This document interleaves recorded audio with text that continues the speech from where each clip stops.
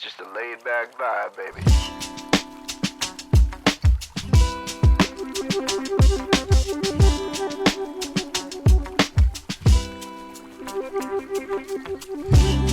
Straight up.